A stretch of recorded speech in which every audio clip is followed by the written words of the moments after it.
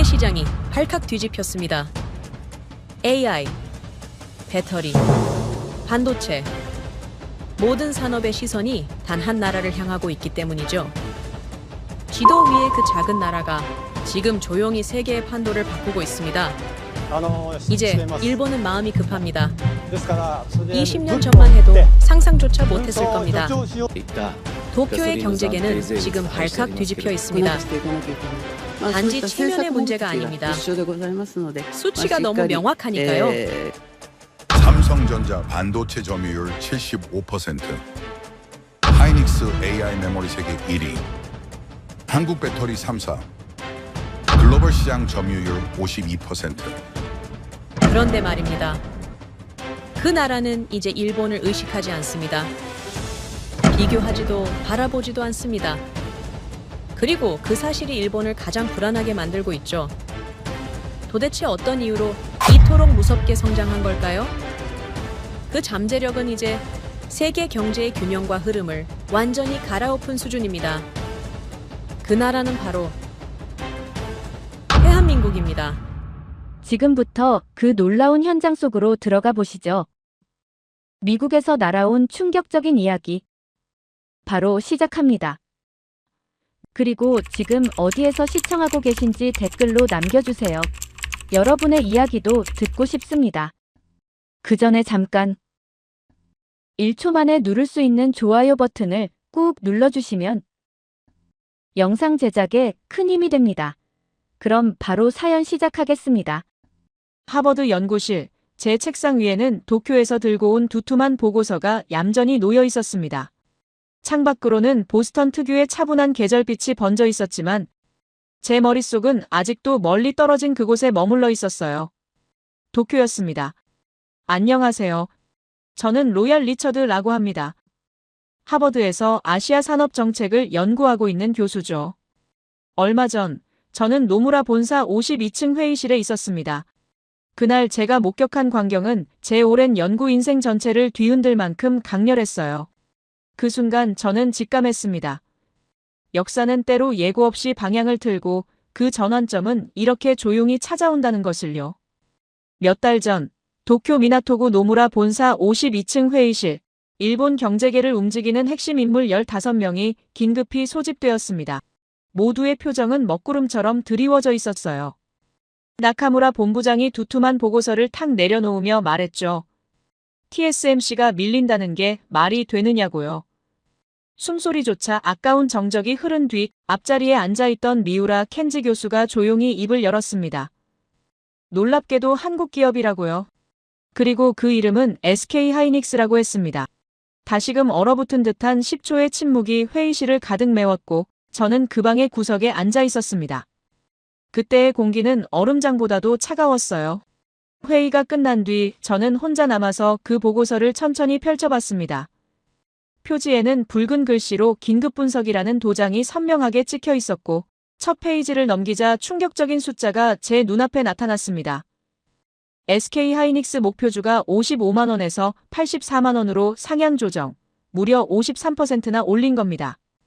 노무라는 전 세계 투자은행 중에서도 가장 신중하고 보수적인 것으로 유명한 곳이에요. 그들이 이렇게까지 과감하게 목표가를 끌어올렸다는 건 단 하나를 의미했습니다. 이건 예측이 아니라 이미 확정된 미래였던 겁니다. 다음 페이지에는 더욱 놀라운 전망이 적혀 있었는데 2026년 영업이익 99조 원, 2027년 128조 원이라는 숫자였어요. 저는 잠시 숨을 멈추고 그 숫자를 다시 한번 확인했습니다. 영업이익입니다. 매출이 아니에요. 순수하게 회사에 남는 돈이 128조라는 얘기였습니다. 그런데 말입니다. 여기서 정말 중요한 게 뭔지 아십니까? 바로 이 엄청난 돈이 어디서 나오느냐 하는 겁니다. 보고서에는 HBM이라는 단어가 계속 반복되어 나왔어요. 처음 듣는 분들께 쉽게 설명드리자면 이렇습니다. 인공지능을 사람의 뇌에 비유해 볼까요? 아무리 뛰어난 뇌를 가졌어도 산소와 영양분이 공급되지 않으면 생각할 수 없죠. HBM 메모리는 바로 인공지능의 혈관입니다. 챗GPT든 자율주행차든 인공지능 로봇이든 모든 것이 작동하려면 엄청난 양의 데이터를 초고속으로 처리해야 하는데 HBM이 바로 그 데이터를 인공지능 칩에 쉴 새 없이 공급하는 역할을 합니다. 만약 이게 없거나 느리면 아무리 좋은 인공지능 칩을 만들어도 제 성능을 낼 수가 없어요. 오늘날 전 세계 인공지능 산업의 심장이 바로 여기에 있는 겁니다. 그런데 놀라운 건 이 HBM 메모리 시장을 한국의 SK하이닉스가 80%나 장악하고 있다는 사실이었습니다. 무려 80%입니다. 이건 단순한 1등이 아니에요. 시장 자체를 소유하고 있다는 뜻입니다. 엔비디아도 테슬라도 구글도 결국 한국 기업에게 HBM을 공급받아야만 인공지능을 만들 수 있다는 겁니다. 어쩌면 지금 이 순간 전 세계가 한국의 기술 없이는 미래로 나아갈 수 없게 되어버린 건지도 모릅니다. 보고서 하단에는 비교 분석표가 있었는데 TSMC 예상 영업이익 60조 원, SK하이닉스 예상 영업이익 128조 원, 2배가 넘는 차이였어요. 이번엔 TSMC에 대해 설명을 드려야 할 것 같습니다. TSMC는 대만의 반도체 회사인데 파운드리라는 사업을 합니다. 이게 뭐냐면 이렇습니다. 애플이나 엔비디아 같은 회사들은 뛰어난 반도체 설계 기술을 가지고 있지만 정작 그걸 만들 공장은 없어요. 그래서 설계도 만들고 TSMC에 가서 대신 만들어달라고 부탁하는 거죠. TSMC는 역사가 깊은 이 파운드리 분야에서 오랫동안 세계 1위를 지켜왔습니다. 애플 아이폰에 들어가는 칩도 엔비디아 인공지능 칩도 모두 TSMC가 만들어주는 거예요. 그만큼 기술력이 뛰어나고 아시아에서 가장 중요한 반도체 회사로 인정받아왔죠. 그런데 지금 그 TSMC를 한국은 추월하려 하고 있어요. 더 정확히 말하면 SK하이닉스와 삼성전자 두 회사가 동시에 나서서 각각 다른 방식으로 세계 1위를 노리고 있다는 뜻이죠. 하이닉스는 HBM으로 이미 시장을 장악했고 삼성전자는 파운드리 기술을 빠르게 발전시키며 TSMC를 맹추격하고 있습니다. 한 나라에 이런 괴물 같은 기업이 두 개나 있다는 겁니다. 저는 창밖을 내다봤습니다. 도쿄타워가 저 멀리 희미하게 보였어요. 그런데 지금은 그 의미가 많이 퇴색되어 버렸습니다. 제 머릿속에는 지난 25년간 모아온 데이터들이 빠르게 스쳐 지나갔어요. 2005년 한국 반도체 시장 점유율은 일본의 5분의 1 수준에 불과했습니다. 그런데 2025년 지금은 일본의 25배를 넘어섰어요. 불과 20년 만에 일어난 일입니다. 1953년 한국전쟁이 끝났을 때 한국의 1인당 GDP는 67달러였습니다. 전 세계 최빈국 수준이었어요. 건물이라고는 제대로 서 있는 게 하나도 없었고 산이라는 산은 모두 민둥산이었던 나라였습니다. 이제 그 나라가 반도체 시장을 장악하고 있습니다. 저는 노트북을 켜서 일본 야후 재팬 사이트에 접속했어요. 댓글란을 읽어보니 일본인들 스스로가 인정하고 있었습니다. 20년 전만 해도 한국을 무시했는데 우리가 잠든 20년 한국이 깬 20년, 한국이 무섭다. 니혼케이자이 신문 온라인판에는 더 직설적인 기사가 올라와 있었어요. 한국 반도체 추월 이미 불가능 단계에 진입. 주요 매체조차 공식적으로 패배를 선언한 겁니다. 저는 의자에 기대어 천장을 바라봤습니다. 미국 정부에서 일하는 제 동료가 지난달 보내온 메일이 떠올랐어요. 한국 기술에 대한 의존도가 심각한 수준이라는 내용이었습니다. 반도체뿐만 아니라 배터리, 디스플레이, 조선, 모든 첨단 분야에서 한국 없이는 공급망이 돌아가지 않는다는 겁니다. 유럽뿐만 아니라 중국도 같은 상황이라고 했어요. 결국 한국은 단순히 잘하는 나라가 아니라 없어서는 안 될 나라가 되어버린 겁니다. 그날 밤 저는 결심했습니다. 직접 확인하겠다고 말이죠. 오랜 기간 동안 데이터로만 보던 나라를 제 두 눈으로 직접 보겠다고 결심했어요. 다음 날 아침 일찍 하버드 연구소 조교에게 연락했습니다. 한국 방문 일정을 잡아달라고 산업통상자원부에 공식 협조 요청을 해달라고 했어요. 모두를 위해 이 현상을 제대로 분석해야 한다는 생각이 들었습니다. 일주일 뒤 답변이 왔어요. 한국 측에서 전폭적으로 협조하겠다는 내용이었습니다. 가이드, 연구원까지 배정해주겠다고 했어요. 저는 비행기 표를 끊었습니다. 목적지는 인천이었어요. 제가 그곳에서 본 것은 데이터를 훨씬 뛰어넘는 현실이었습니다. 도쿄에서 인천까지는 얼마 걸리지 않는 시간이었어요. 짧은 비행이었지만 그 시간 동안 제 머릿속은 계속해서 노무라 보고서의 숫자들을 되짚고 있었어요. 창밖으로 동해의 푸른 바다가 내려다 보였고 이윽고 한반도의 해안선이 시야에 들어왔습니다.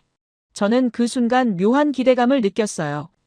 25년간 데이터로만 보던 나라를 이제 직접 두 눈으로 확인하게 되는 겁니다. 인천공항에 도착했습니다. 도착 게이트를 지나자 한 청년이 손을 들어 저를 반겼습니다. 깔끔한 정장 차림에 밝은 미소를 띤 사람이었어요. 이윤호 연구원이었습니다. 한국산업기술평가원 소속이라고 했어요. 그는 유창한 영어로 인사를 건넸고 제 짐을 받아들며 차가 준비되어 있다고 말했습니다. 주차장으로 향하는 길에 그가 설명했어요. 이 공항이 2005년에 개항했을 때만 해도 세계는 반신반의했다고, 한국 같은 나라가 이런 규모의 허브 공항을 제대로 운영할 수 있을지 의문이었다는 겁니다. 그런데 지금은 세계 최고의 공항으로 평가받고 있다고 했어요. 저는 고개를 끄덕였습니다. 제가 본 지표들도 같은 이야기를 하고 있었으니까요. 차에 올랐습니다. 공항을 빠져나와 고속도로에 진입하자 이윤호 연구원이 말했어요. 지금 달리는 이 도로가 올림픽대로라고, 1988년 서울 올림픽을 위해 만들어진 길이라고 했습니다. 그때만 해도 한국은 개발도상국이었다고 했어요. 세계는 한국이 올림픽을 제대로 치러낼 수 있을지 걱정했다고 합니다. 그런데 지금 이 도로는 단순한 교통로가 아니라 반도체와 첨단 기술 제품을 나르는 산업 동맥이 되었다는 겁니다. 창밖으로 한강이 보였습니다. 강변을 따라 고층 빌딩들이 끝없이 이어져 있었어요. 한국 경제가 폭발적으로 성장하면서 도시 전체가 빠르게 변하고 있다는 겁니다. 그의 말투에는 자부심이 묻어났어요. 하지만 결코 과장하거나 자랑하는 느낌은 아니었습니다. 그저 사실을 담담히 전달하는 톤이었어요. 저는 그 태도가 마음에 들었습니다. 이건 단순한 가이드가 아니라 자기 나라를 제대로 이해하고 있는 전문가의 모습이었습니다. 호텔에 도착했습니다. 강남 한복판에 위치한 곳이었어요. 체크인을 마치고 방으로 올라가자 창밖으로 서울의 야경이 한눈에 들어왔습니다. 수많은 불빛들이 반짝이고 있었어요. 이윤호 연구원이 말했습니다. 내일 새벽 5시에 로비에서 만나자고, 이천 하이닉스 공장을 보러 가야 한다고 했어요. 저는 물었습니다.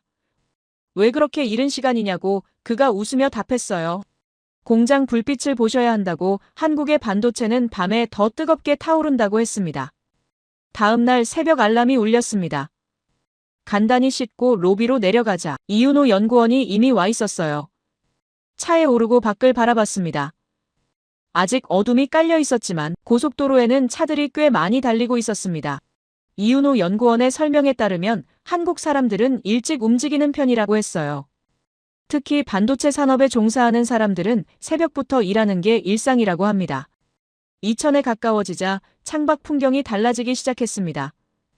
거대한 건물들이 하나둘 보이기 시작했어요. 이윤호 연구원이 저쪽을 가리키며 말했습니다. SK 하이닉스 반도체 클러스터라고, 저 안에서 전 세계 HBM 메모리의 80%가 생산된다고 했어요. 저는 숨을 죽이고 바라봤습니다. 새벽 5시인데도 공장 전체에 불이 환하게 켜져 있었어요. 이건 마치 잠들지 않는 거대한 생명체 같았습니다. 공장 입구에 도착했습니다. 보안 절차를 거쳐 안으로 들어가자 깔끔하게 정돈된 복도가 나타났어요. 이윤호 연구원이 설명했습니다.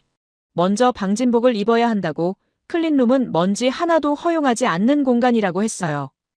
탈의실에서 방진복으로 갈아입었습니다. 머리부터 발끝까지 완전히 덮는 옷이었어요.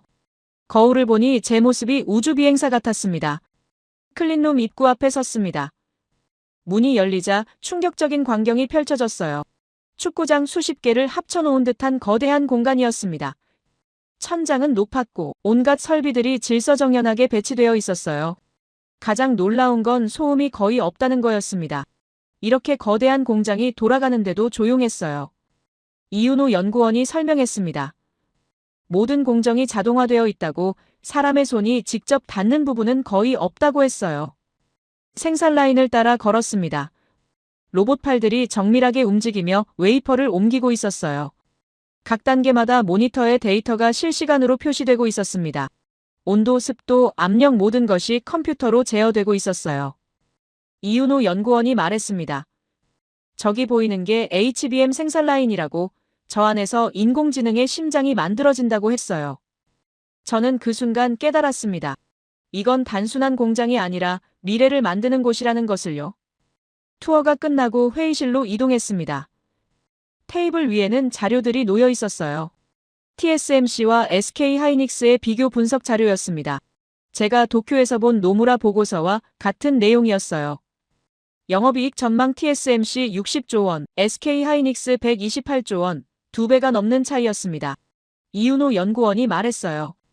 이게 가능한 이유는 HBM 때문이라고. 인공지능 시대가 본격화되면서 HBM 수요가 폭발적으로 증가하고 있다고 했습니다. 그런데 SK 하이닉스는 이 분야에서 이미 압도적 기술력을 확보했고 경쟁사들은 따라오지 못하고 있다는 겁니다. 저는 창밖을 내다봤습니다. 이제 해가 떠오르고 있었어요. 공장 단지 전체가 아침 햇살을 받아 빛나고 있었습니다. 이윤호 연구원이 조용히 말했어요. 교수님, 이건 회사가 아니라 국가의 의지라고. 한국은 자원도 없고 땅도 좁지만 포기하지 않는 사람들이 있다고 했습니다. 저는 고개를 끄덕였어요. 제가 지난 25년간 데이터로 본 것을 이제 눈으로 확인한 겁니다. 이 공장은 24시간 돌아간다. 멈추지 않는 나라였습니다. 이천 공장 투어가 끝나고 이윤호 연구원이 말했습니다. 근처에 숙소를 잡아뒀다고. 오늘은 좀 쉬시고 내일 아침 일찍 서산으로 했어요. 저는 고개를 끄덕였습니다. 사실 새벽부터 움직여서 피곤하기도 했고 무엇보다 오늘 본 것들을 정리할 시간이 필요했거든요. 느끼는 순간들을 곱씹어보며 하루를 마무리했습니다. 다음 날 아침 로비에서 만났습니다. 이윤호 연구원이 커피를 건네며 말했어요. 오늘 목적지는 충남 서해안 쪽이라고 했습니다. 이천을 벗어나 고속도로에 진입하자 창밖으로 한국의 전원 풍경이 펼쳐지기 시작했어요. 논밭과 작은 마을들이 이어졌고 이윤호 연구원이 말했습니다. 충남 서산은 원래 농업과 수산업이 주요 산업이었다고 말이에요. 그런데 2000년대 중반부터 기술 산업이 들어서면서 완전히 달라졌다고 했어요. 차창밖 풍경을 보며 이윤호 연구원의 설명이 이어졌습니다. 2000년대 초반만 해도 한국 배터리 산업은 이제 막 걸음마를 떼는 수준이었다고 했어요. 그런데 전기차 시대가 본격화되면서 배터리 수요가 폭발적으로 증가했고 한국 기업들은 그 기회를 놓치지 않았다는 겁니다.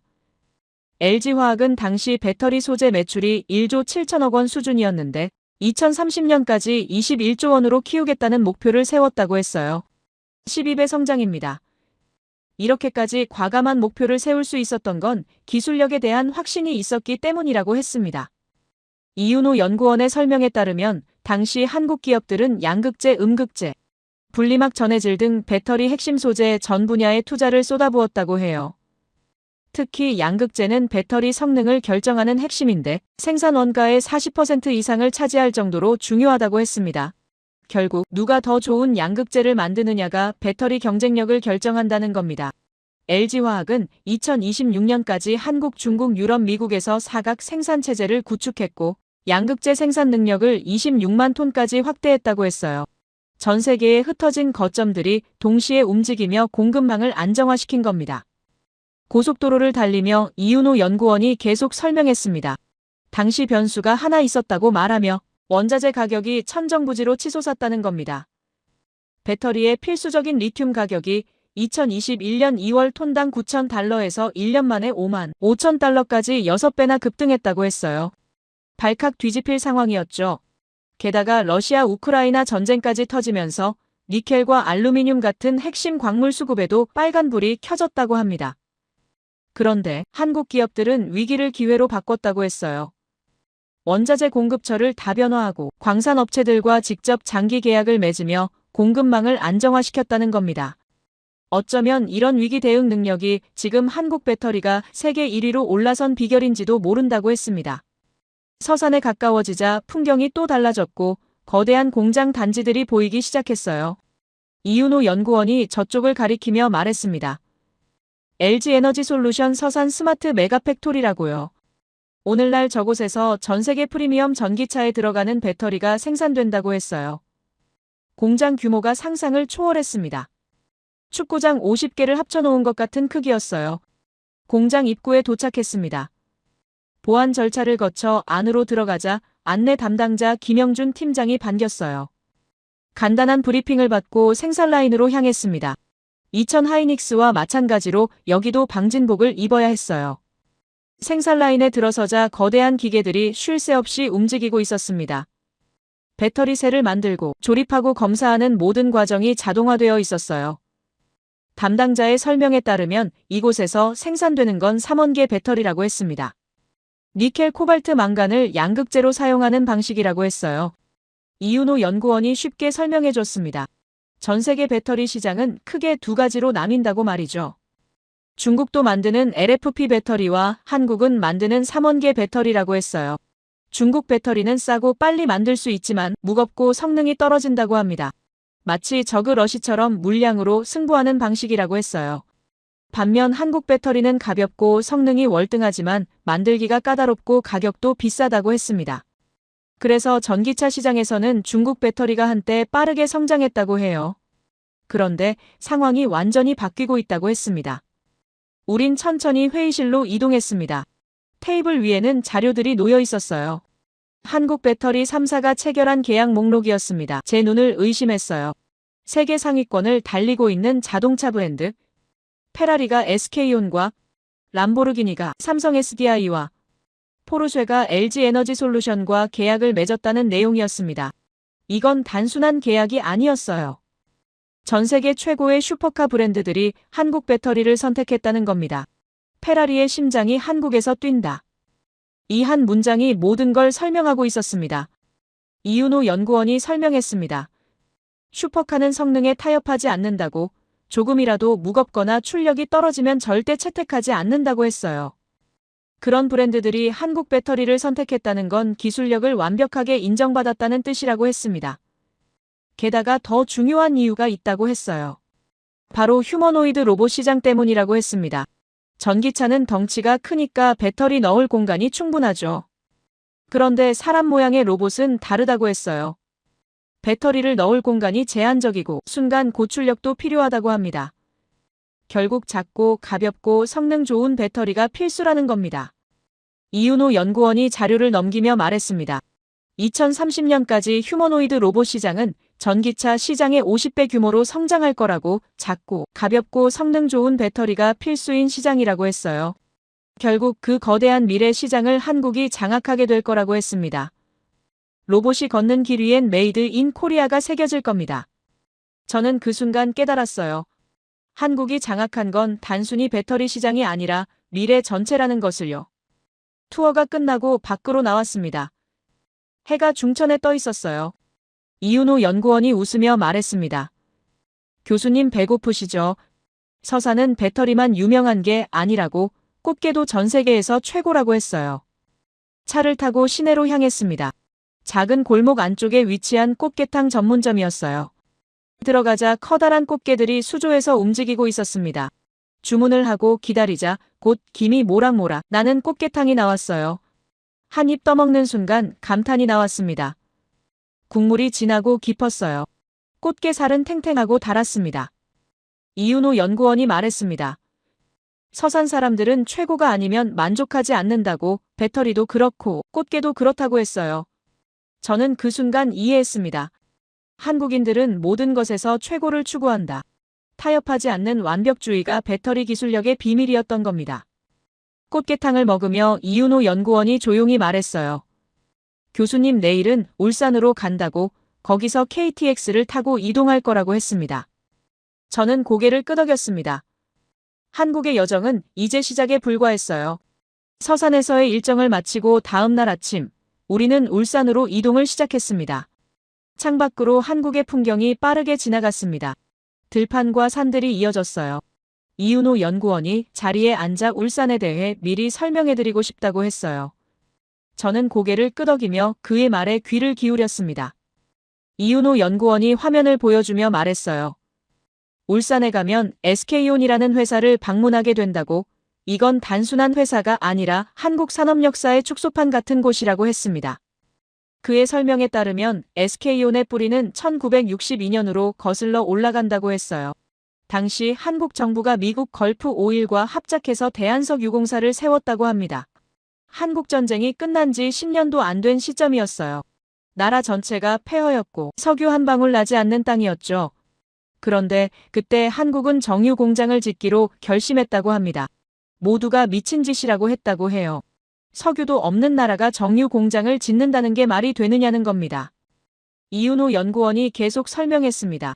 1966년 울산의 첫 정유 공장이 완성되었다고, 당시 전 세계는 반신반의했다고 해요.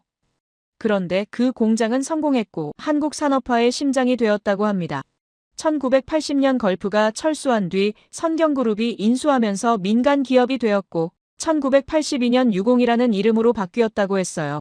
그때부터 본격적으로 해외 석유 시추 개발에 나섰다고 합니다. 1984년 예멘 마리부 유전이 시작이었다고 했어요. 저는 고개를 끄덕이며 들었습니다. 역사가 깊은 회사라는 게 느껴졌어요. 이윤호 연구원의 설명이 이어졌습니다. 1997년 유공은 SK라는 이름으로 다시 태어났다고, 그리고 2000년대 들어서 새로운 도전을 시작했다고 합니다. 바로 배터리 사업이었어요. 당시만 해도 석유 회사가 배터리를 만든다는 게 이상하게 들렸다고 해요. 그런데 SK는 미래를 봤다고 합니다. 화석 연료 시대가 끝나고 전기 시대가 온다는 걸 알았던 겁니다. 이윤호 연구원이 화면을 넘기며 말했습니다. 2011년 SK 이노베이션 체제가 출범하면서 사업을 재편했다고, 배터리 사업부를 키우기 시작했다고 해요. 그런데 순탄하지만은 않았다고 합니다. 2021년 미국에서 큰 소송을 당했다고 했어요. LG와의 기술 분쟁이었습니다. 미국 무역위원회가 SK 배터리 수입을 10년간 금지한다는 판결을 내렸다고 해요. 발칵 뒤집힐 상황이었죠. 회사가 무너질 수도 있는 위기였다고 합니다. 그런데 SK는 포기하지 않았다고 이윤호 연구원이 말했어요. 협상을 통해 합의를 이끌어냈고 소송을 마무리했다고 합니다.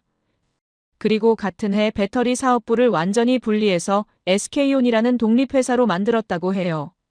결국 위기를 기회로 바꾼 겁니다. 저는 감탄했어요. 이건 단순한 사업 전략이 아니라 생존 본능이었습니다.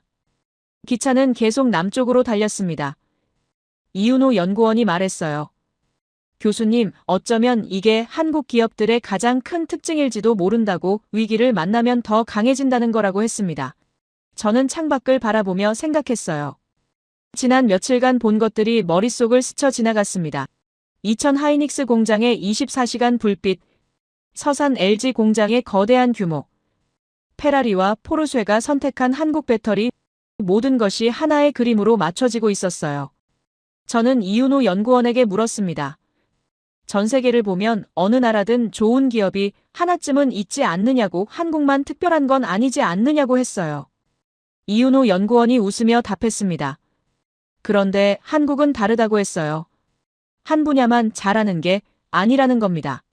반도체는 SK 하이닉스와 삼성전자 두 회사가 세계 1위와 2위를 다투고 있고, 배터리는 LG, 삼성, SK 세 회사가 전 세계 시장을 나눠 갖고 있다고 했어요. 조선은 또 어떻냐고, 현대중공업과 삼성중공업이 세계 조선 시장을 장악하고 있다고 합니다. 이윤호 연구원의 설명이 계속 이어졌습니다. 디스플레이도 삼성과 LG가 세계 1위고, 스마트폰도 삼성이 애플과 양강 구도를 이루고 있다고 했어요. 자동차는 현대기아가 전 세계 판매량 3위 안에 들어가 있고, K-팝은 아시아에서 넘어 전 세계적인 현상이 되었다고 합니다. 한국은 한두 개 분야가 아니라 거의 모든 첨단 산업 분야에서 상위권을 차지하고 있다는 겁니다. 저는 숨을 멈추고 그 말을 곱씹었어요. 그가 맞았습니다. 이건 우연이 아니었어요. 저는 창밖을 바라보며 중얼거렸습니다. 땅의 크기로 국가를 판단하면 안 되는구나. 한국은 남한만 따지면 남북한 전체 면적의 절반도 안 되고 인구는 5천만 명 남짓인데 이렇게까지 많은 분야에서 세계 최고 수준에 올라섰다는 게 믿기지 않는다고 했어요. 이윤호 연구원이 조용히 말했습니다. 교수님, 알면 알수록 더 놀라실 거라고, 한국은 표면적으로 보이는 것보다 훨씬 더 대단한 나라라고 했어요. 이윤호 연구원이 말했습니다. 저기 보이는 산업단지가 울산이라고, 한국 산업화의 심장이라고 했어요. 차를 타고 SK온 공장으로 향했습니다. 도로 양옆으로 거대한 공장들이 끝없이 이어져 있었어요. 현대자동차 공장도 보였고 석유화학 공장들도 보였습니다. 이윤호 연구원의 설명에 따르면 울산은 1960년대부터 한국 중화학 공업의 중심지였다고 해요.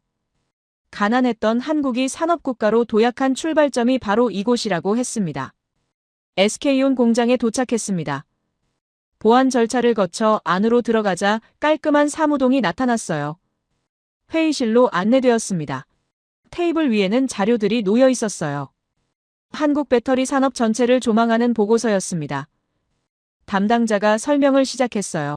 한국에는 3개의 배터리 대기업이 있다고 LG에너지솔루션, SK온, 삼성 SDI라고 했습니다. 그런데 이 세 회사가 따로 놀지 않는다고 해요. 서로 경쟁하면서도 협력한다고 합니다. 담당자의 설명이 이어졌습니다.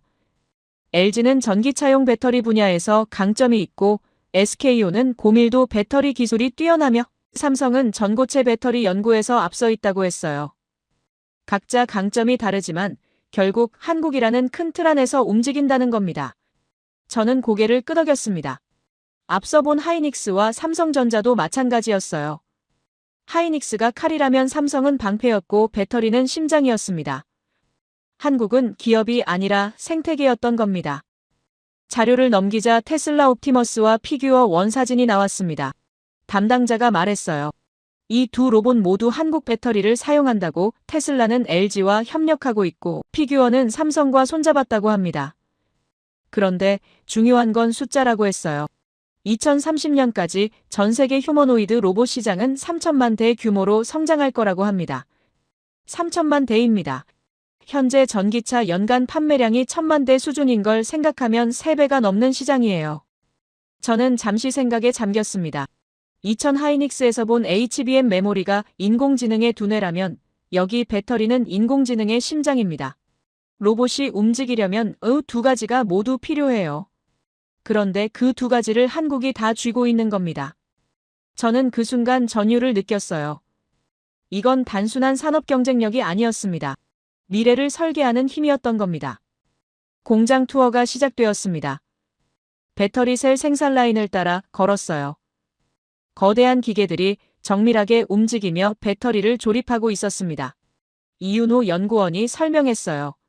저기 보이는 배터리가 로봇용 고밀도 배터리라고 같은 크기에서 기존 배터리보다 30% 더 많은 에너지를 저장할 수 있다고 합니다. 중국도 비슷한 제품을 만들려고 했지만 아직 한국 수준에는 도달하지 못했다고 해요. 기술 격차가 최소 3년에서 5년은 난다고 합니다. 투어가 끝나고 옥상으로 올라갔습니다.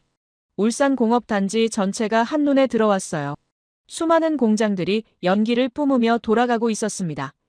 이건 단순한 경제성장 이야기가 아니었습니다. 인간 의지의 승리였던 겁니다. 울산에서의 일정을 마치고 다음 날 서울로 향했습니다. 이윤호 연구원이 말했습니다. 삼성전자 이야기를 해드리고 싶다고 말이죠. 저는 고개를 끄덕였어요. 사실 지금까지 하이닉스와 배터리 회사들을 봤지만 삼성전자는 아직 제대로 보지 못했거든요. 이윤호 연구원이 화면을 보여주며 설명하기 시작했습니다. 삼성전자는 1983년 경기도 용인 기흥에 첫 반도체 공장을 세웠다고 64KB D램 개발로 시작했다고 해요. 역사가 깊은 회사였습니다.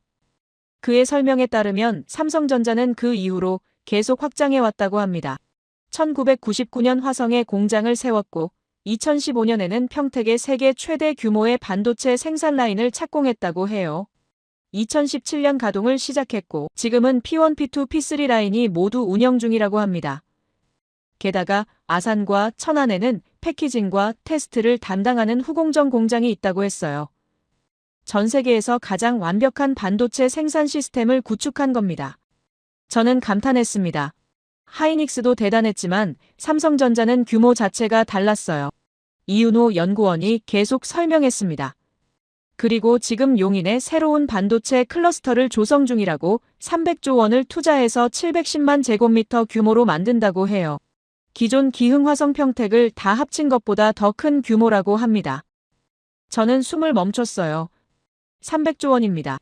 이건 한 기업의 투자 규모가 아니라 국가 단위의 프로젝트였습니다. 그런데 이윤호 연구원이 말했어요. 삼성전자가 최근 몇 년간 조금 어려웠다고 HBM 분야에서 하이닉스에 뒤처졌고 주가도 한때 4만 원대까지 떨어졌다고 합니다. 사람들이 4만 전자라고 부를 정도였다고 해요. 그런데 상황이 완전히 바뀌었다고 합니다. 6개월 만에 하이닉스와의 기술 격차를 절반으로 줄였다고 해요. 엔비디아 검증도 통과했고 테슬라와도 협력 계약을 맺었다고 합니다. 결국 삼성전자는 다시 일어섰던 겁니다. 저는 고개를 끄덕였습니다. 그 말을 들으니 최근에 본 기사가 떠올랐어요. 저는 이윤호 연구원에게 물었습니다.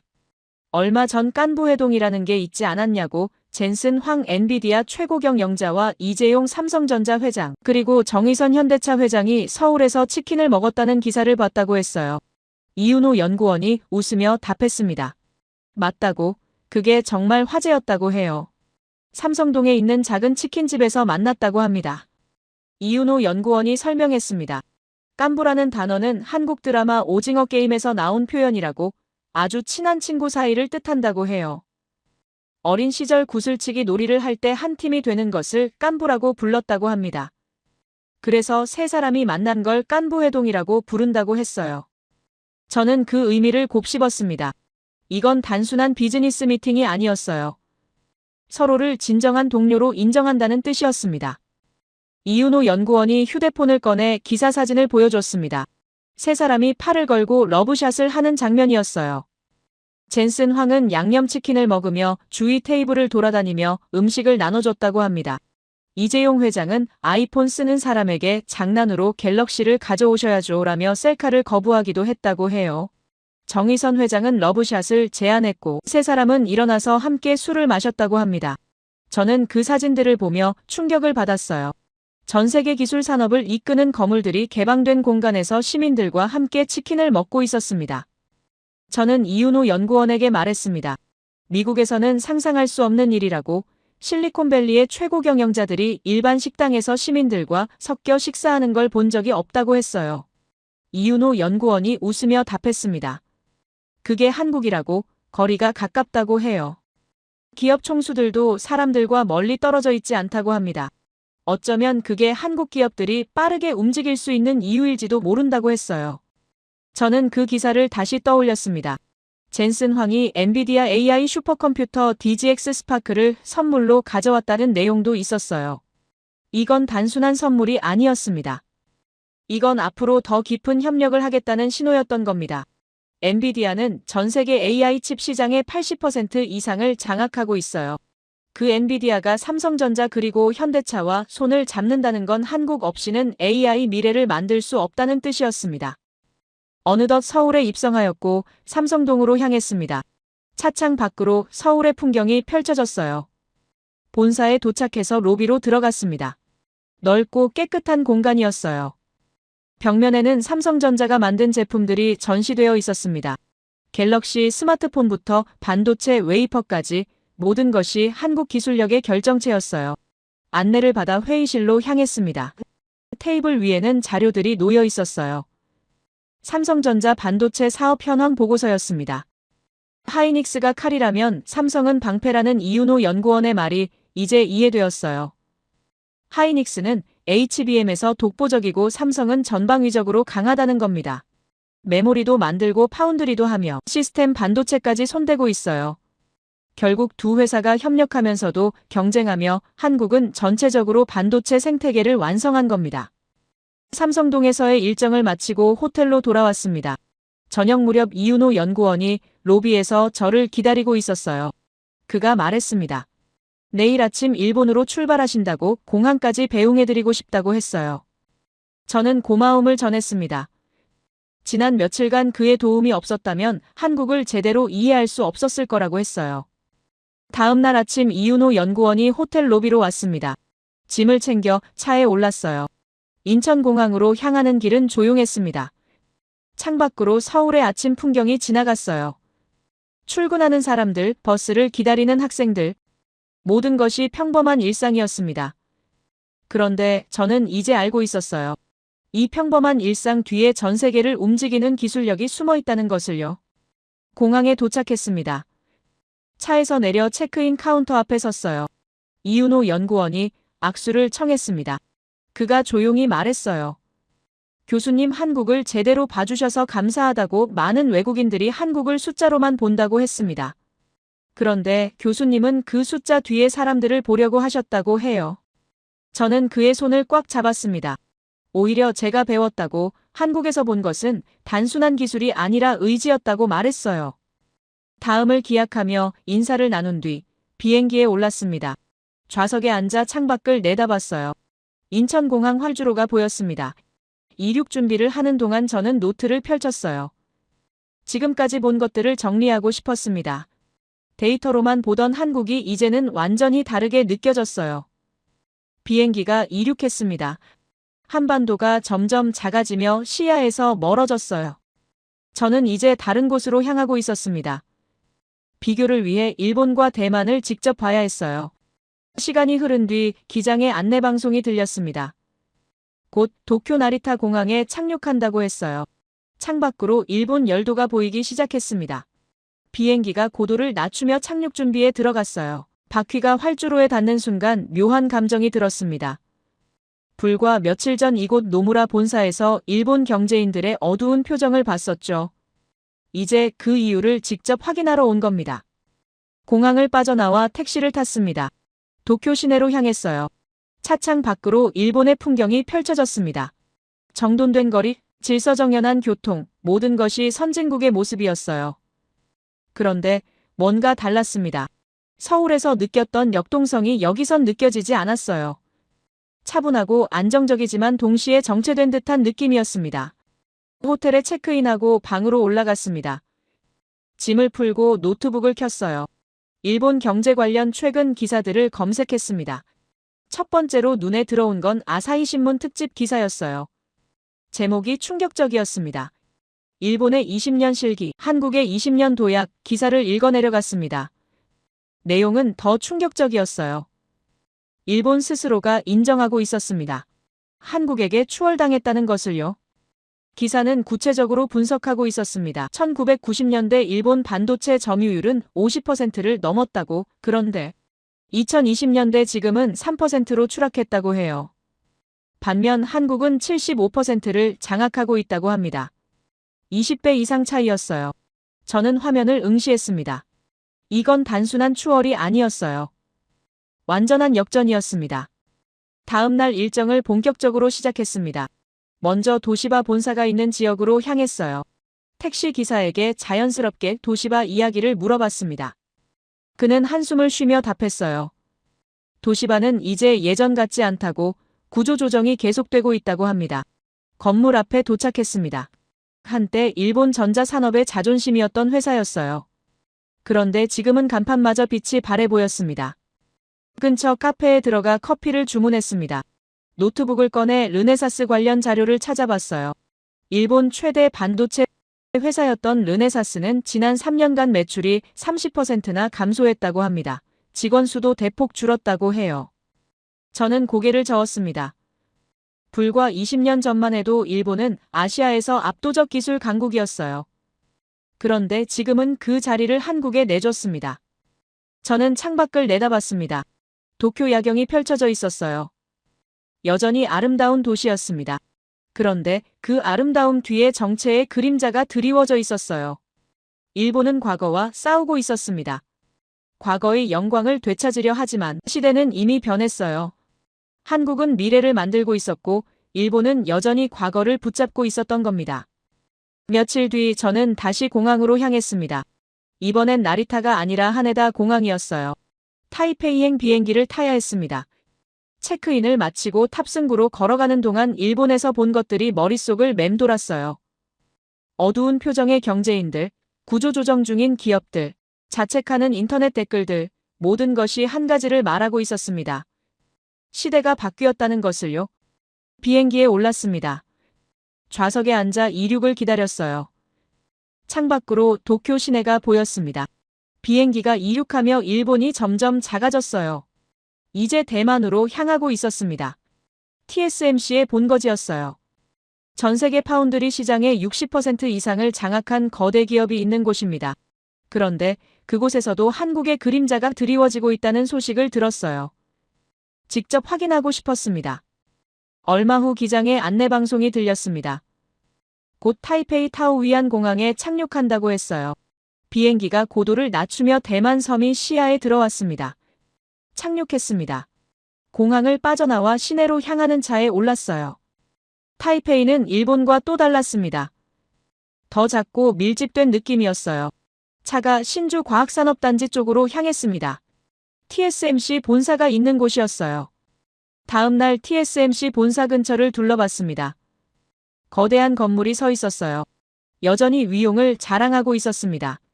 그런데 내부 사정은 달랐다는 소식을 들었어요. 인력 유출이 심각하다고 합니다. 특히 핵심 엔지니어들이 한국으로 떠나고 있다고 해요. 유출률이 15%에 달한다고 합니다. 역대 최고 수치라고 했어요. 저는 근처 카페에 앉아 대만 언론 기사들을 검색했습니다. 한 기사가 눈에 들어왔어요. TSMC도 하이닉스 따라잡기 불가능. 제목부터 충격적이었습니다. 기사 내용을 읽어봤어요.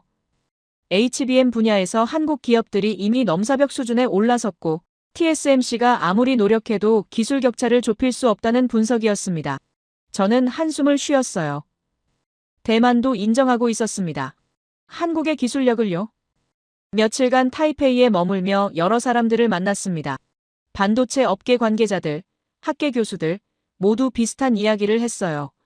솔직히 말하면 한국 성장 속도가 너무 빠르다고 따라갈 수가 없다고 합니다. 장 위안 기술 고문은 조용히 말했습니다. TSMC는 기술은 뛰어나지만 의지가 부족하다고 말하면서 반면 한국은 기술도 뛰어나고 의지는 더 강하다고 판단했습니다. 패권은 기술이 아니라 정신이 옮겨갔던 겁니다. 대만에서의 일정을 마치고 공항으로 향했습니다. 이제 미국으로 돌아갈 시간이었어요. 보안 검색을 통과하고 탑승구에서 기다리는 동안 지난 며칠을 돌아보며 타이페이 공항 라운지에 앉아 있었습니다. 미국행 비행기 출발까지 시간이 남아 있었어요. 저는 창밖을 내다봤습니다. 활주로 너머로 대만의 하늘이 펼쳐져 있었어요. 지난 며칠간 일본과 대만을 돌아보며 한 가지 의문이 계속 머릿속을 맴돌았습니다. 기술력의 문제가 아니라는 생각이 들었어요. 일본도 뛰어난 기술을 가지고 있었고 대만도 마찬가지였습니다. 그런데 왜 한국만 이렇게 빠르게 치고 올라갔을까요? 답은 다른 곳에 있었습니다. 탑승 안내 방송이 나왔습니다. 보스턴행 비행기였어요. 저는 가방을 챙겨 게이트로 향했습니다. 비행기에 올라 좌석에 앉았어요. 비행기가 순항 고도에 올랐습니다. 기내가 어두워지고 승객들이 잠들기 시작했어요. 저는 노트를 펼쳤습니다. 지난 며칠간 본 것들을 정리하고 싶었어요. 그런데 단순히 기록하는 게 아니라 그 이면의 숨은 본질을 파악하고 싶었습니다. 저는 펜을 들어 한 문장을 적었습니다. 일본은 땅이 넓다, 중국은 인구가 많다, 한국은 의지가 있다. 이 문장이 모든 것을 설명하고 있었어요. 생각해보면 한국이 가진 건 정말 아무것도 없었습니다. 남한 면적은 10만 제곱킬로미터 남짓, 전 세계 200여 개 국가 중 100위권 밖이에요. 인구는 5천만 명 정도, 중국의 30분의 1도 안 됩니다. 지하자원은요? 석유 한 방울 나지 않고 천연가스도 없으며 희토류도 거의 없어요. 땅도 좁고 자원도 없으며 인구도 적습니다. 그런데 지금 전 세계 6위 강대국이에요. 내년에는 4위로 올라선다는 전망까지 나오고 있습니다. 저는 숫자를 다시 확인했습니다. 1953년 한국전쟁이 끝났을 때 1인당 GDP 67달러 전 세계 최빈국 수준이었어요. 건물은 무너지고 사는 민둥산이었으며 도로라고는 제대로 된 게 하나도 없었습니다. 학교도 병원도 공장도 모두 파괴되었어요. 아무것도 남지 않은 폐허였습니다. 그런데 70년이 지난 지금 1인당 GDP 3만 5천 달러를 넘어섰고 세계 경제 순위 10위권 안에 들어있으며 반도체 배터리 조선 디스플레이 모든 첨단 산업에서 세계 1위를 달리고 있어요. 이게 가능한 일입니까? 저는 스스로에게 물었습니다. 25년간 경제학을 연구했지만 이런 사례는 처음이었어요. 보통 국가들은 100년에 걸쳐 천천히 성장합니다. 그런데 한국은 70년 만에 최빈국에서 선진국으로 도약했어요. 게다가 멈추지 않고 계속 가속하고 있습니다. 이건 경제학 교과서로는 설명이 안 되는 현상이었습니다. 저는 비유를 하나 떠올렸습니다. 만약 지구가 하나의 고등학교라면 어떨까요? 200여 개 국가는 학생들이고 미국은 1등이며 유럽뿐만 아니라 일본, 중국도 상위권에 속합니다. 그런데 한국은요? 70년 전만 해도 꼴찌였어요. 학교에 오지도 못했습니다. 그런데 지금은 6등입니다. 내년에는 4등까지 올라간다고 해요. 이게 말이 됩니까? 꼴찌에서 4등까지 70년 만에 올라간 겁니다. 더 놀라운 건 과목별 성적이었습니다. 반도체 과목 1등, 배터리 과목 1등, 조선 과목 1등, 디스플레이 과목 1등, K-팝 과목 1등, 한두 과목이 아니라 거의 모든 과목에서 1등을 하고 있어요. 이런 학생이 있다면 어떻게 설명하시겠습니까? 천재라고 하시겠습니까? 그런데 한국 사람들이 다른 나라 사람들보다 머리가 좋은 건 아닙니다. IQ가 특별히 높은 것도 아니에요. 저는 답을 찾았습니다. 바로 의지였어요. 한국 사람들은 포기하지 않습니다. 이천 하이닉스 공장에서 본 것처럼 24시간 공장을 돌리고 새벽 4시에 출근하며 주말도 없이 일합니다. 그런데 그들은 불평하지 않아요. 오히려 자부심을 가지고 있었습니다. 서산에서 만난 사람들은 최고가 아니면 만족하지 않는다고 했어요. 페라리와 포르쉐가 선택한 배터리를 만들면서도 더 좋은 걸 개발하려 했습니다. 울산에서 본 SK온의 역사가 떠올랐습니다. 1962년 폐허 위에 정유 공장을 세웠고 2021년 미국에서 소송으로 무너질 뻔했지만 다시 일어섰어요. 삼성전자는 사만전자라는 오명을 듣다가 6개월 만에 기술 격차를 절반으로 줄였습니다. 결국 한국 사람들은 넘어져도 다시 일어나는 능력이 있었던 겁니다. 그게 바로 의지였어요. 비행기 창밖으로 태평양이 펼쳐져 있었습니다. 끝없는 바다였어요. 저는 노트에 계속 적어 내려갔습니다.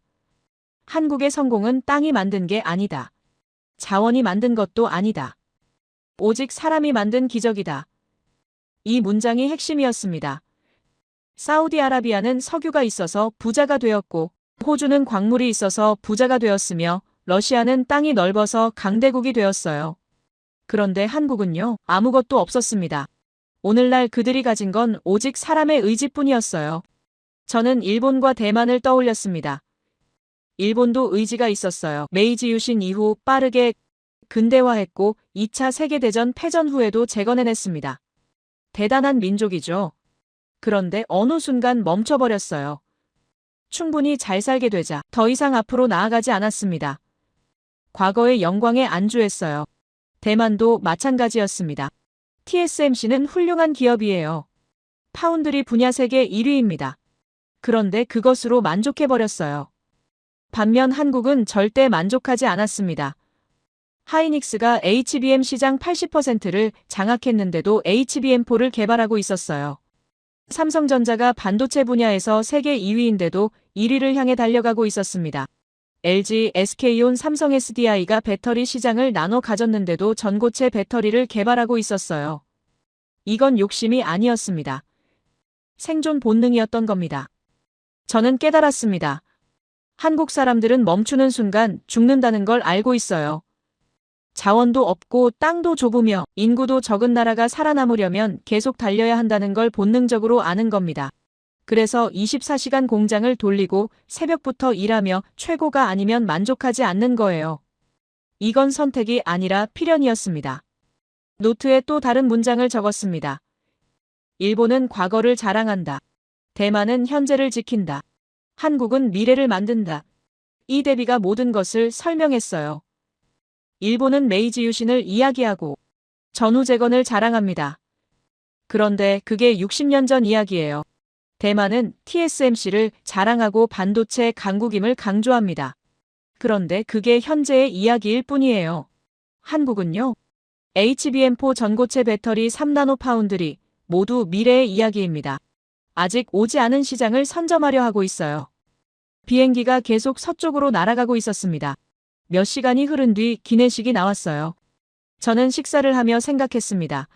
하버드로 돌아가면 학생들에게 이 이야기를 해야겠다고. 강의 주제는 이미 정해졌어요. 의지의 대륙 한국, 땅도 자원도 인구도 아닌 오직 의지로 만든 나라. 그게 한국이라고 가르쳐야겠다고 생각했습니다. 식사를 마치고 노트북을 꺼냈습니다. 강의 개요를 작성하기 시작했어요. 첫 번째 강의는 명함이 없는 나라로 시작하기로 했습니다. 1953년 한국은 국제사회에 명함을 내밀 수 없었어요. 왜냐하면 명함이 없었기 때문입니다. 아무것도 가진 게 없었거든요. 그런데 70년이 지난 지금 한국의 명함에는 뭐라고 적혀 있습니까? 반도체 1위, 배터리 1위, 조선 1위, 디스플레이 1위, K-팝 열풍, 세계 6위 강대국. 이게 다 명함에 적힌 내용입니다. 두 번째 강의는 25년간 데이터를 받고 인간을 만났다로 정했습니다. 저는 25년간 숫자만 믿고 살았어요. 데이터는 거짓말하지 않으니까요. 그런데 한국에서 깨달았습니다. 숫자 뒤에는 사람이 있다는 것을요. 새벽 4시에 일어나는 사람, 24시간 공장을 지키는 사람, 최고가 아니면 만족하지 않는 사람. 그 사람들이 숫자를 만들어낸 겁니다. 세 번째 강의는 200개국 중 6위. 이건 기적이 아니라 의지다로 하기로 했어요. 전 세계 200여 개 국가가 있습니다. 그중 6위입니다. 상위 3%예요. 그런데 70년 전에는 최하위였어요. 이걸 어떻게 설명하시겠습니까? 기적이라고 하시겠습니까? 그런데 저는 다르게 봅니다. 기적은 우연히 일어나는 거예요. 한국의 성공은 우연이 아니었습니다. 철저히 계획되고 실행된 의지의 결과였어요. 네 번째 강의는 일본은 100년 역사가 깊은, 중국은 14억 인구, 한국은 7천만 의지로 정했습니다. 일본은 메이지 유신부터 150년 역사를 자랑합니다. 중국은 14억 인구를 내세워요. 그런데 한국은요, 7천만 명밖에 안 됩니다. 인구로 치면 19위예요. 역사로 치면 분단국가입니다. 그런데 그들이 가진 7천만 의지가 일본의 150년 역사보다 강했고 중국의 14억 인구보다 강했던 겁니다. 다섯 번째 강의는 한국은 작은 나라가 아니다. 의지의 대륙이다로 마무리하기로 했습니다. 사람들은 한국을 작은 나라라고 부릅니다. 면적으로 보면 맞는 말이에요. 그런데 영향력으로 보면요. 작지 않습니다. 전 세계 스마트폰의 3분의 1이 한국 기술로 만들어지고 전기차 배터리의 절반이 한국에서 나오며 AI 칩의 80%가 한국 메모리를 사용해요. 세계는 한국 없이 미래를 만들 수 없게 되었습니다. 이게 작은 나라입니까? 강의 마지막 문장도 정했습니다. 세계는 지금 한국의 이야기를 배워야 한다. 이 문장으로 끝내고 싶었어요. 한국은 더 이상 연구 대상이 아닙니다. 배워야 할 모델이에요. 개발도상국들은 한국을 보며 희망을 얻을 수 있고 선진국들은 한국을 보며 정체를 깨뜨릴 방법을 배울 수 있습니다. 결국 한국의 이야기는 모두를 위해 필요한 이야기였던 겁니다. 긴 비행 끝에 보스턴 로건 공항이 보이기 시작했습니다. 비행기가 고도를 낮추며 착륙 준비에 들어갔어요. 바퀴가 활주로에 닿는 순간 저는 확신했습니다. 이번 강의가 제 학자 인생에서 가장 중요한 강의가 될 거라고 입국 심사를 마치고 공항을 빠져나왔습니다. 차가운 보스턴의 공기가 얼굴을 스쳤어요. 집 도착, 일주일 후 정비를 마친 뒤 수업이 시작되었습니다. 하버드 경제학부 대형 강의실, 200명이 넘는 학생들이 자리를 가득 메우고 있었어요. 제가 문을 열고 들어서자 학생들이 조용해졌습니다. 저는 교단에 올라 가방을 내려놓고 학생들을 바라봤어요. 다양한 국적의 얼굴들이 보였습니다. 미국 학생, 유럽 학생, 아시아 학생, 전 세계에서 모인 인재들이었어요. 칠판에 분필로 크게 적었습니다. 한국이 어떻게 해냈는가? 학생들이 노트를 펼쳤어요. 저는 천천히 입을 열었습니다. 여러분, 오늘부터 우리는 한나라의 기적을 연구할 겁니다. 1953년 폐허에서 시작해 70년 만에 전 세계 6위 강대국으로 올라선 나라. 그 나라의 이름은 대한민국입니다. 라고 말하자 뒤쪽에 앉은 학생이 손을 들었습니다. 마이클이라는 학생이었어요. 교수님, 그럼 일본은 어떻게 된 건가요? 일본도 전후재건에 성공한 나라 아닙니까? 저는 고개를 끄덕였습니다. 좋은 질문이라고. 마이클, 내가 생각하기에 일본과 한국은 앞으로 어떻게 변할 것 같나요? 마이클이 잠시 생각하더니 답했습니다. 둘 다 선진국이니까 비슷하게 성장하지 않을까요? 저는 미소를 지었습니다. 그렇게 보일 수도 있다고, 그런데 실제로는 완전히 다른 길을 가고 있다고 했어요. 새로운 슬라이드를 띄웠습니다. 일본과 한국의 비교표였어요. 저는 설명하기 시작했습니다. 일본은 1990년대 반도체 시장 점유율 50%를 자랑했습니다. 그런데 오늘날은요? 3%로 추락했어요. 반면 한국은 같은 기간 10%에서 75%로 올라섰습니다. 25배 차이입니다. 마이클이 놀란 표정으로 물었습니다. 왜 그런 일이 벌어진 건가요? 저는 칠판에 두 문장을 나란히 적었습니다. 일본은 과거를 자랑한다. 한국은 미래를 만든다. 돌아서서 설명했어요. 일본은 메이지 유신을 이야기하고 전후 재건을 자랑합니다. 그런데 그게 60년 전 이야기예요. 과거에 머물러 있는 겁니다. 반면 한국은요? HBM4 전고체 배터리 3나노 파운드리 모두 아직 오지 않은 미래의 이야기입니다. 미래 시장을 선점하려 하고 있어요. 한 학생이 손을 들었습니다. 교수님, 그럼 한국이 특별히 머리가 좋은 건가요? 저는 고개를 저었습니다. 아니라고, 한국 사람들의 IQ가 특별히 높은 건 아닙니다. 그런데 그들에게는 다른 게 있어요. 의지입니다. 칠판에 크게 적었습니다. 한국은 의지가 자원보다 크다는 뜻이었어요. 마이클이 다시 손을 들었습니다. 교수님, 그럼 한국의 비밀은 의지라는 건가요? 저는 고개를 끄덕였습니다. 정확하다고 말했죠. 그런데 왜 의지가 그렇게 강한지 아느냐고 물었어요. 마이클이 고개를 저었습니다. 저는 설명했습니다. 한국은 가진 게 아무것도 없기 때문입니다. 새로운 슬라이드를 띄웠습니다. 한국 지도와 함께 숫자들이 나타났어요. 저는 설명했습니다. 남한 면적 10만 제곱킬로미터, 전 세계 200여 개 국가 중 100위권 밖입니다. 인구 5천만 명, 중국의 30분의 1도 안 돼요. 지하 자원은요? 석유 한 방울 나지 않고 천연가스도 없으며 희토류도 거의 없습니다. 땅도 좁고 자원도 없으며 인구도 적어요. 저는 칠판으로 걸어가 큰 글씨로 적었습니다. 일본은 100년 역사가 깊은, 중국은 14억 인구, 한국은 7천만 의지. 돌아서서 학생들을 바라봤어요. 일본은 메이지 유신부터 150년 역사를 자랑합니다. 중국은 14억 인구를 내세워요. 그런데 한국은요? 7천만 명밖에 안 됩니다. 그런데 그들이 가진 7천만 의지가 일본의 150년 역사보다 강했고 중국의 14억 인구보다 강했던 겁니다. 한 학생이 물었습니다. 교수님, 그럼 한국은 작은 나라가 아닌 건가요? 저는 미소를 지으며 좋은 질문이라고 답했죠. 사람들은 한국을 작은 나라라고 부릅니다. 면적으로 보면 맞는 말이에요. 그런데 영향력으로 보면요? 전혀 작지 않습니다. 새로운 슬라이드를 띄웠어요. 전 세계 스마트폰의 3분의 1이 한국 기술로 만들어지고 전기차 배터리의 절반이 한국에서 나오며 AI 칩의 80%가 한국 메모리를 사용합니다. 저는 칠판에 마지막 문장을 적었습니다. 한국은 작은 나라가 아니다. 의지의 대륙이다. 학생들이 그 문장을 노트에 받아 적었어요. 저는 계속했습니다. 한 학생이 손을 들었습니다. 교수님, 구체적인 예를 들어주실 수 있나요? 저는 노트북을 열어 자료를 찾았습니다. 여러분 뉴욕을 아시죠? 전 세계 미식의 수도라고 불리는 곳입니다.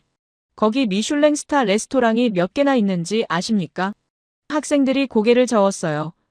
저는 답했습니다. 한국 레스토랑이 11개입니다. 그런데 프랑스 레스토랑은 9개, 이탈리아 레스토랑은 1개예요. 학생들 사이에서 놀라는 소리가 터져나왔습니다. 저는 미소를 지으며 계속했어요. 프랑스는 미식의 나라 아닙니까? 이탈리아는 파스타와 피자의 본고장이에요. 그런데 뉴욕에서는 한국 음식이 더 많은 스타를 받았습니다. 이건 우연이 아닙니다. 한국 사람들이 최고를 추구하기 때문이에요. 음식에서도 반도체에서도 배터리에서도 그들은 절대 타협하지 않습니다. 마이클이 다시 물었습니다. 교수님, 그럼 다른 나라들도 한국처럼 할 수 있을까요? 저는 잠시 생각했습니다. 그리고 답했어요. 가능은 합니다. 그런데 쉽지 않을 겁니다. 왜냐하면 한국의 성공은 단순히 정책이나 자본의 문제가 아니기 때문입니다. 문화이고 정신이며 생존 본능이에요. 70년간 멈추지 않고 달려온 결과입니다. 저는 서울 야경 사진을 띄웠습니다. 학생들이 화면을 응시했어요. 저는 조용히 말했습니다. 여러분, 이 사진을 잘 보십시오. 70년 전 이곳에는 아무것도 없었습니다. 건물도 없었고 도로도 없었으며 전기도 들어오지 않았어요. 그런데 지금은 전 세계에서 가장 밝은 도시 중 하나가 되었습니다. 이게 바로 의지의 힘입니다. 저는 마지막 슬라이드를 띄웠습니다. 세계는 지금 한국의 이야기를 배워야 한다. 이 문장이 화면을 가득 채웠어요. 저는 교단에서 내려와 학생들 사이를 걸으며 말했습니다. 한국은 더 이상 연구 대상이 아닙니다. 배워야 할 모델이에요. 개발도상국들은 한국을 보며 희망을 얻을 수 있고 선진국들은 한국을 보며 정체를 깨뜨릴 방법을 배울 수 있습니다. 저는 학생들을 돌아보며 말했어요. 여러분도 언젠가 한국에 가보시기 바랍니다. 그리고 직접 보시기 바랍니다. 의지가 얼마나 강한 힘인지를요. 이렇게까지 한 나라가 변할 수 있다는 것을요. 그것이 여러분의 인생에도 큰 교훈이 될 거라고 믿습니다. 강의가 끝났습니다. 그 순간 한 학생이 일어서며 박수를 쳤습니다. 이어서 다른 학생들도 하나둘 일어섰어요. 교실 전체가 기립박수로 가득 찼습니다. 저는 감동했습니다. 25년 교수 생활을 하며 이런 박수를 받은 적이 없었어요. 박수가 잠잠해지자 한 여학생이 앞으로 다가왔습니다. 교수님, 저도 한국 가고 싶어요. 어떻게 가면 되나요? 저는 미소를 지었습니다. 방법은 많다고, 교환학생 프로그램도 있고 인턴십 기회도 있다고 했어요. 그리고 조용히 덧붙였습니다. 나도 다시 가고 싶다고. 그 학생이 웃으며 고개를 끄덕였습니다. 학생들이 하나둘 강의실을 빠져나갔어요. 이 강의를 듣는 학생들 중 누군가는 한국에 갈 겁니다. 그리고 직접 볼 겁니다. 의지가 만든 기적을요. 그들이 돌아와서 또 다른 누군가에게 이야기할 겁니다. 한국이 얼마나 놀라운 나라인지를요. 그렇게 한국의 이야기는 계속 퍼져나갈 겁니다. 전 세계로 말이에요. 학교 건물을 나서자 차가운 밤바람이 불었습니다. 별들이 반짝이고 있었어요. 저는 그 별들을 보며 생각했습니다. 한국도 지금 같은 하늘을 보고 있겠죠. 그런데 그곳 사람들은 별을 보며 쉬고 있지 않을 겁니다. 내일을 준비하고 있을 거예요. 더 나은 기술을 개발하고 더 좋은 제품을 만들며 더 높은 곳을 향해 달려가고 있을 겁니다. 그게 한국이니까요. 집으로 걸어가며 마지막으로 생각했습니다. 제가 여러분께 전하고 싶은 메시지는 단 하나입니다. 한국의 이야기를 기억하시기 바랍니다. 땅도 자원도 인구도 아닌 오직 의지로 만든 나라. 70년 만에 최빈국에서 강대국으로 올라선 나라. 제 이야기를 끝까지 들어주셔서 감사합니다. 모두 안녕히 계세요. 오늘의 사연 어떻게 들으셨나요? 누군가의 이야기가 이렇게 마음에 오래 남을 줄은 몰랐죠. 처음엔 단순한 성공담처럼 들렸지만 곱씹을수록 그 안엔 더 깊은 의미가 있는 것 같습니다. 누구나 힘든 순간이 있고 주저앉고 싶을 때가 있지만 결국 우리를 앞으로 나아가게 하는 건 포기하지 않는 마음 아닐까요? 환경이 어렵든 여건이 부족하든 결국 길을 만드는 건 사람의 의지라는 걸 다시 한번 느끼게 되네요. 지금도 어딘가에서 묵묵히 자신만의 길을 걷고 있을 누군가를 떠올리게 되는 그런 이야기였습니다. 여러분은 이 이야기를 어떻게 느끼셨나요? 여러분의 생각을 아래 댓글에 남겨주세요. 그리고 감동적인 사연을 주변 사람들과 공유하고 함께 이야기 나눠보세요. 지금까지 감동을 담아 여러분께 진심을 전하는 감동담기였습니다. 오늘 하루도 행복한 하루 보내세요.